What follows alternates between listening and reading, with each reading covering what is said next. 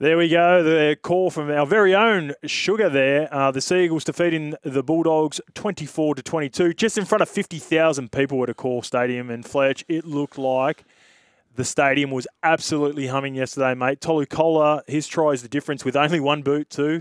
Connor Tracy, that's all he could latch onto, just the one boot. And Kola, he's a player of huge potential out at Manly. And he's been carrying a little niggly injury too, just like everyone at this time of the year. Yeah.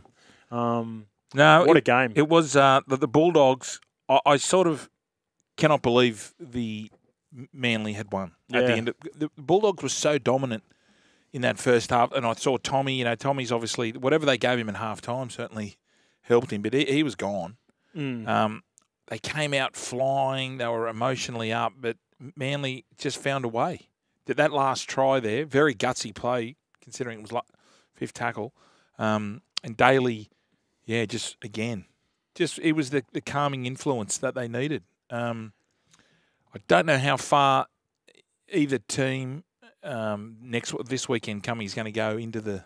Yeah, it looks to me, and as usual, as everyone else thinks, it's going to be Melbourne and the top two teams look really good on Penrith, Friday and Saturday night, didn't they? Or Saturday afternoon. Yeah, if Tommy can get through this week, and who knows what can happen. I was. I watch Manly closely, just the same as you'd be. The teams that you played at, you watch them closely each week. And one thing I've found with Manly in the last couple of years is they very rarely hang in there in games like this. It felt like the Bulldogs were just punching him in the face, Fletch. Defensively, offensively with the ball. Yep. Normally when they carry hard, Manly have got a tendency to just go wide all the time. Yeah. I thought a couple of players were really good. Olaquatu's been a beast now for about a month. I thought Matt Lodge was really good. I agree. Matt Lodge, and he played 40 minutes. Had a quick look at his stats, 150 metres, but he had 10 tackle breaks. Yeah. There were times where they would make for the first three or four, the guys that ran the ball, the first three, they made about 10 or 15 metres, and then he would make probably 8. Yeah. 8 to 10, and then fall on his front, or at least find his front, and then they were able to generate a quick enough play the ball, and then Cherry kicked off the back of it. Yeah, no, they looked like they're under the pump. Paseka's second stint was enormous. Yep. When he came out at half time. But, yeah, the Dogs will be ruining this decision, or not decision, but ruining the result because they did everything right.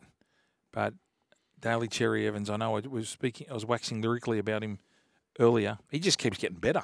He's 36. 35, 36. He looks like he's in a really good place now. You can tell in the last couple of years. I had a chat to him a little bit about it. Like he's been through so much now. Like this feels like it's almost when you watch him play like he's playing with house money. When you've got that much experience, as long as you keep yourself in good shape, right?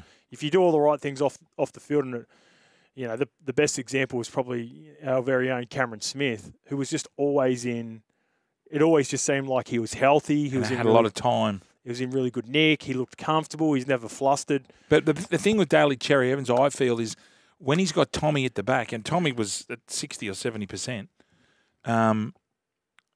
it just takes so much. He's the foil. And the defence was obviously zeroing in on Tommy, which allows him just a little bit of space on that fifth tackle when he dummied and put the ball back inside. But I thought at one stage they were going to maybe move Tommy to the wing and bring Lehigh Hopewadi through when he was busted. Yeah, because he looked so sore. And have you ever had the AC joint in the shoulders before? Yeah, grade 3.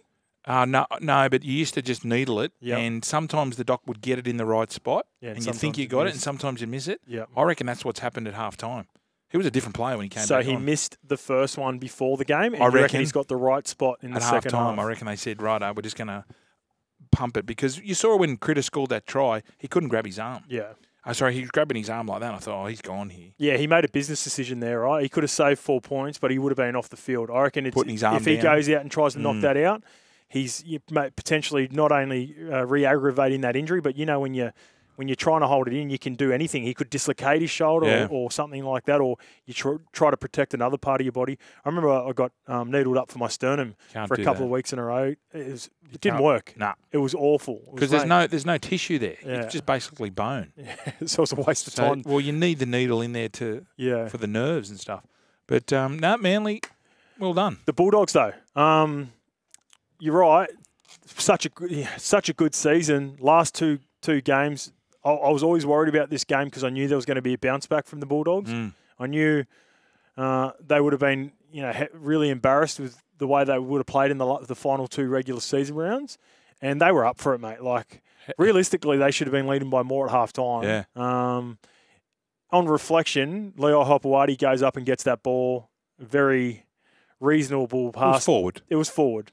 It was forward. Yeah. If Tedesco's pass was forward on Friday night, yeah, that was worse. I am very critical of officiating, rules, bunker, all that when it comes to I am, even though I don't want to see it, I can understand error in judgment in forward passes more than any other rule. Yeah. Could you agree upon that? Yeah, absolutely. Because it sometimes, it looks like the ball player's going backwards. Yep. They're letting the ball go, but they sort of, how some of those ball players sort of run backwards as they let the ball go. Yep. I reckon there are so many like that where it's actually a good pass, but it's perceived to look forward because they get knocked backwards, right? Yep. So, I mean, there's talk putting the chips in the ball. I don't think that's going to work. They're doing it with the AFL. That's not going to. Well, when you see Wayne coming out last week and talking about getting rid of the bunker, I've seen a number of decisions over the weekend where, specifically in the Knights Cowboys game, where the Newcastle Knights got 3 captain challenges right in the first half an hour. That could have been a completely different game if Cowboys had got every single one of those calls. So you've got to have it there. I think like I said, the one part of the game where I'm going to allow human error for referees is with forward passes, and I think it's more understandable with that. I think it'd get really murky if we started to bring the bunker in for forward passes, unless you had something like a chip or what do they use for the VAR tourists for that? Is this something? It's a chip in the ball. Chip in the ball. Yeah, is that what it is? Technology. Yeah, we're not putting chips in the ball. Well, anyway, Seagulls now, they're going to head to Allianz to play the Chooks. Oh, goodness me, the Chooks are bad. We'll get to them. Cowboys 28, defeated the Knights 16. The Kyle Felt intercept. I don't think I've ever seen a dominant 25, 30-minute period where it was like under 8s where they would just give the ball to Kalyn and he was just going berserk. You know what Kalyn reminds me of watching that game? He was so good, mate. He reminds me of when I played at Parramatta with Jared. Yeah, they just... Where it's not necessarily anyone's fault that's there as well. Because I remember at times, we were so reliant on Jared because Jared was so good. It's same as Kalyn. He can create so much. So therefore, whenever we won games, he got all the credit. Whenever we lost games, he got a lot of the blame. Yeah. And Kalyn's the same in that sense. Praise and blame is all the same. Because they're so good, you want to get him the ball as much as possible. Give him the ball. But to that, I seen there was a couple of times I noticed Cogger in the last 2 or 3 weeks pushing Kalyn away on a few occasions. Getting a little bit too excited. Well, I think it's at the benefit of to get him a little bit wider. Yeah. There was a couple of times where, he comes up with a nice play. I think he put on a little short ball, and then he tried to get in at dummy half, and Cogger pushed him out, and it looked like it sort of it rattled him a little bit. But when he's on, when you've got a player of his calibre and he's on, you're giving him the ball. Exactly. So when he's got the hot hand. Watching that, I'm like, it happened twice. The first time, I'm like, yeah, good. Push Kalyn out of the way, let him get set, and he might be able to come up with something on the next play. But there was one time where it was like a quick play the ball. They had momentum, and I was like, oh, Cogger, get out of his way. Yeah. Let Kalyn go on that occasion. But like I said, that's what reminds me of Jared. He's your most dangerous player, and you want him with the ball as much as possible, but you also want him to ice the big moments. Yep. And because no one else can ice him like him, so it's finding that balance. And that's where I think Newcastle are at the moment. All right, so... in about a month's time, Mal's going to name his kangaroo side. Is Kalyn your number 1? So who are the candidates? Do you think Dylan Edwards is going to make himself available? I don't know. He's got the injury. He's got the knee. His knee on the weekend was the best I've seen it in about a month. We'll get to that. Okay. We think it was Kaiser Soze. We think he was just limping for the last 6 weeks, pretending to. But great movie. Cowboys. They got it done. The try to Reuben Cotter. Yep. We heard Toddy Payton talking about it. And he's right. Reuben Cotter would do that 10 times a game. And because it's now, it's sort of highlighted that he got the try and it was a turning point. But he does that. He would do that, 5 or 6 times during the game and not get the reward. So it's a proper captain's knock from the two captains. I thought they were excellent. Reuben, when he went off for a little bit, that's when Newcastle got back into the game, and then Toddy Payton quickly inserted him back in the game, and then they obviously go on a run to finish it as well. Scotty Drinkwater was very, very good. So was Tommy Dearden. And Kyle Felt, the old fella. Yeah, Kyle Felt's been really good. He's one of those guys now that once I guess he was announced that he's heading overseas, he was, you drop the shoulders. Once your future settled out, I've settled it. I think some people play better with that. I was always like that. Once I got a bit more relaxed. Once I got my contract sorted, you relaxed. And it didn't matter whether I was re-signing or going somewhere else. I could just play so much better footy. So Kyle Felt looked really good. We'll take a break now and we'll get to the other two games after the break.